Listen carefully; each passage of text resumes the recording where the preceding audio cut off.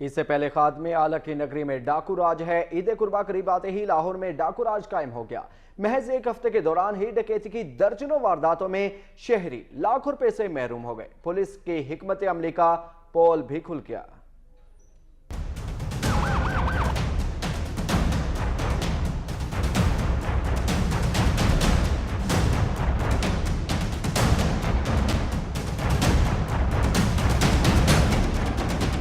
عید قربا قریب آتے ہی ڈاکو دندنانے لگے۔ محض ایک ہفتے کے دوران ہی ڈکیتی کی درجنوں وارداتوں نے پولیس کی کارکردگی کا پول کھول دیا۔ قربانی کا جانور خریدنے کے لیے جانے والے درجنوں افراد رقم سے ہاتھ دھو بیٹھے۔ کئی ڈکیتی مزاحمت پر قتل اور زخمی بھی ہوئے۔ صوبائی دارالحکومت کے مختلف علاقوں میں ڈاکوؤں اور چوروں نے متعدد شہریوں سے لاکھوں روپے مالیت کی نقدی، طلائی زیورات، موبائل فون، گاڑیاں، موٹر سائیکلیں اور دیگر سامان لوٹ لیا۔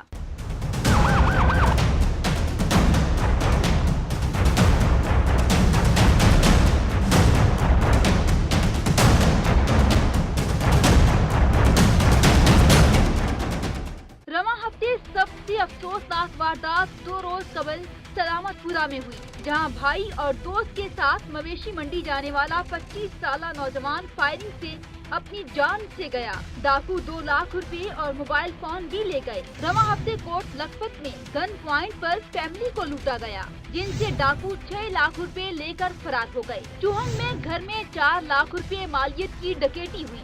جوہر ٹاؤن کے علاقے میں 2 ڈاکوؤں نے 6 سالہ معصوم بچی کو یرغمال بنا کر گھر لوٹ لیا اور بآسانی فرار ہو گئے۔ واقعے کی سی سی ٹی وی فوٹیج بھی سامنے آئی۔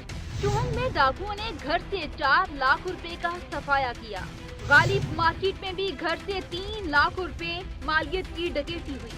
ڈراوی روڈ میں ایک پوری فیملی کو یرغمال بنا کر 4 لاکھ روپے لوٹے گئے۔ ڈیفنس سی کے علاقے میں ایک فیملی کو یرغمال بنا کر 2,30,000 روپے سے محروم کیا گیا۔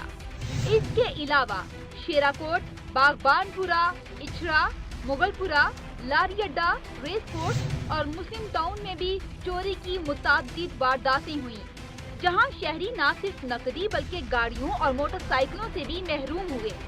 شہر میں بڑھتی ڈکیتی اور چوری کی وارداتوں نے پولیس کی حکمت عملی کا بھی پول کھول دیا، جبکہ وارداتوں کا سلسلہ تاحال نہ تھم